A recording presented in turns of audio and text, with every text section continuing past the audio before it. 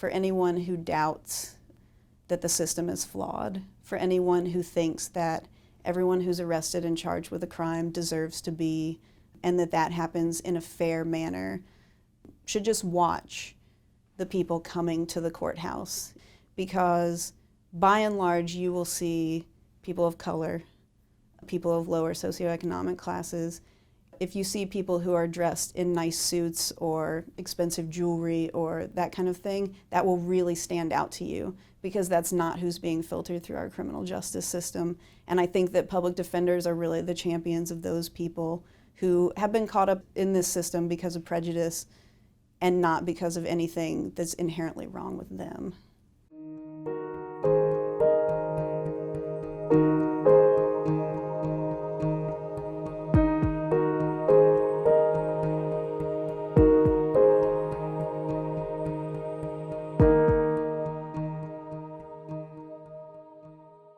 We're representing people. They have lives. They're not just their crime. We're not waking up every morning thinking, haha, I'm going to get so-and-so out of jail so they can reoffend, or I'm not trying to, get someone off today. I really wish that they realized that what we're trying to do is help people, specifically low-income individuals. And are you doing okay? Working on getting everything back together, so yeah, everything's going good. Okay, excellent. I will let you know, pretty much in district court, everything happens in court. So it is a lot of running around. It's a lot of meeting clients for the first time, meeting prosecuting witnesses for the first time, hearing the officer's story for the first time, and really piecing it all together very quickly to figure out our options. It's fast-paced, it's always moving, and it's a lot of fun, but it can be pretty stressful. Me being a black male who grew up in a poor and working class neighborhood, and having family and friends that are in jail or have been through the system before, I think I can relate to my clients much better than some of my coworkers can. So today we were pleading guilty to that DWI. They're gonna dismiss the no operator's license. I know you homeless. What happened to Fayetteville? I just try to keep it real and be down to earth with them. And so I'm gonna be me every day, all day. So essentially, if you do what you have to do, then you don't have to ever worry about the 30 days in jail, okay? Public defenders play one of the most important roles in the justice system. It is no secret that a lot of the folks who come through the justice system come through because they are poor, because there is institutional racism. And those are the folks that our office mostly represents, people who are indigent, can't pay a private attorney.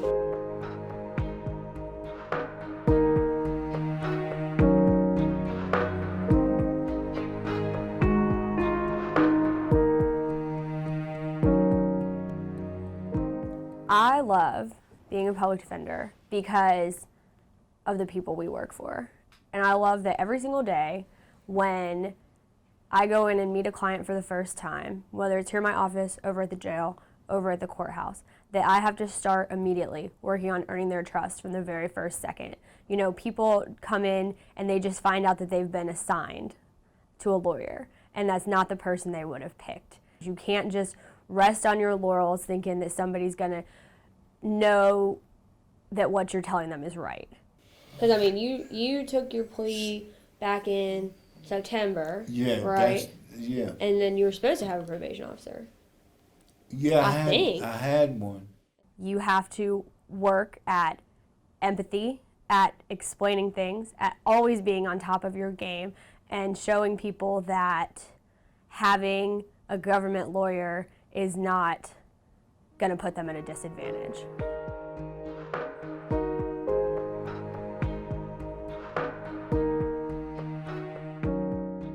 If you look at the stats on who gets stopped by the police, who gets searched, it's clear that race plays a major factor in a lot of this, and it's due to racism.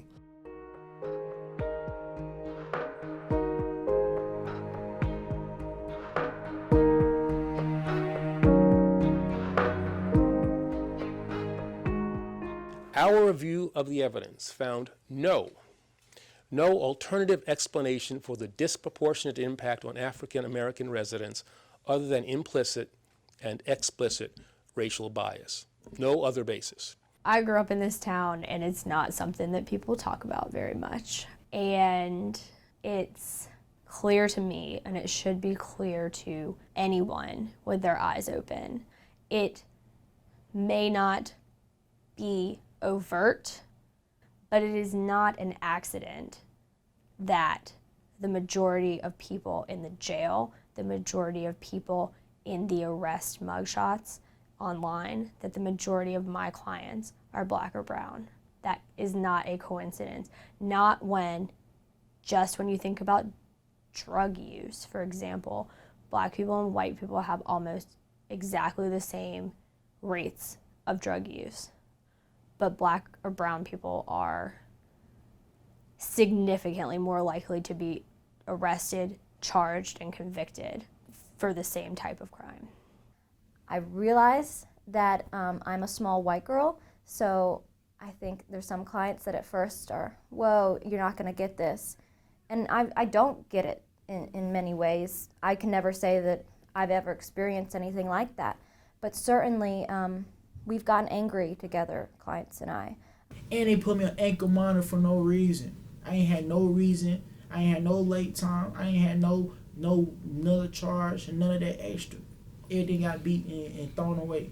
It is so helpful for someone to say, yeah, you're right. To acknowledge that, yeah, you were unfairly treated.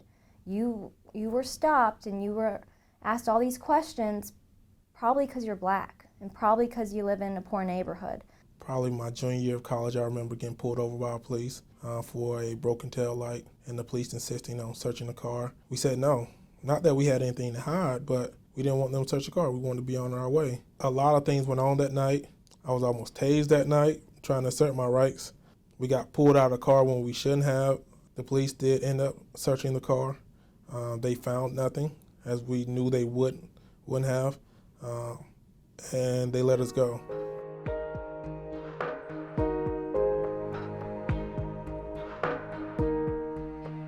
The reality is that my client was stopped fairly, but treated differently, most likely, due to the color of his skin.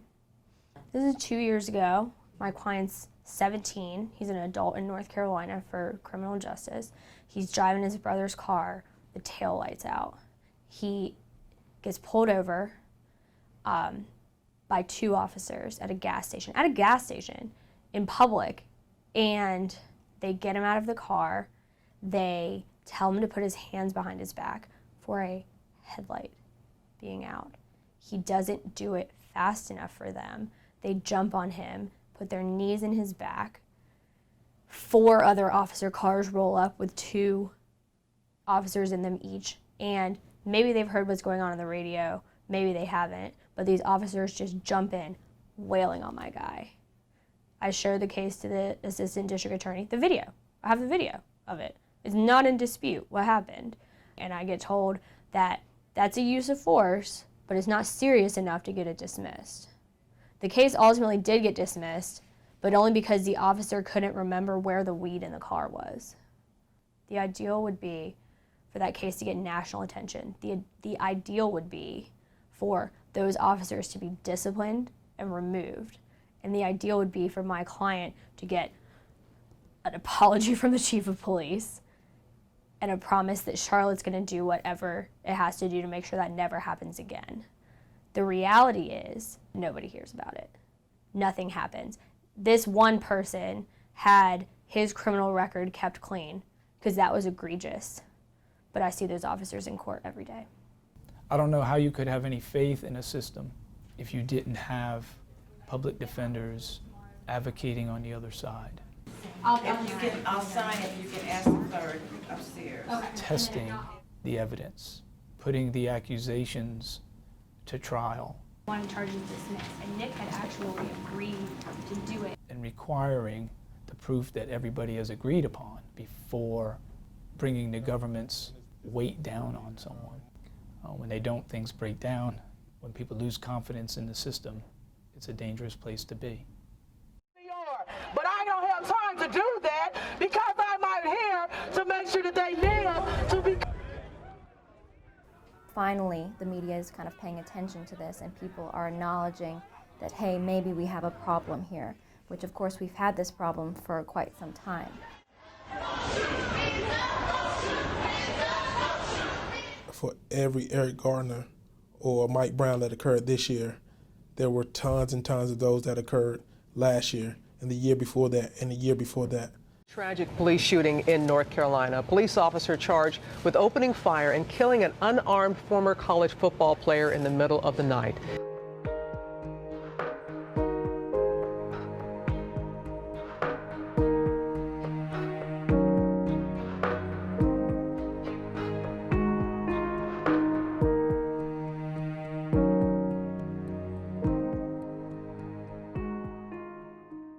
One of the things that got me interested in criminal defense work is Amadou Diallo. Diallo, an immigrant from Guinea, died on February 4th, 1999, when 4 white New York police officers fired 41 shots at him.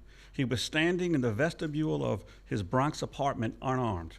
Police opened fire when he reached for his wallet, and they claimed that they had mistaken the wallet for a gun. He was 22 years old. That really hit me hard. Like, I had tears in my eyes. I didn't know what it was then, but that really hit me hard. You know, a narrow view of it would be that we can only represent the client we have, and we can try to even the playing field, so to speak, for that client. So we do teach how to litigate those things. It's uncomfortable. You stand up and you say, Your Honor, I have a motion. The district attorney has just struck another African American potential juror, and I believe it's race-based. It's a difficult thing to do, but you have to do it. I've actually brought up race in a closing argument, and I was yelled at by a judge. Mecklenburg County is not immune to racism. I compared it to To Kill a Mockingbird because the facts in To Kill a Mockingbird just kind of jive with the facts of my case. Who has had the unmitigated temerity to feel sorry for a white woman has had to put his word against 2 white people.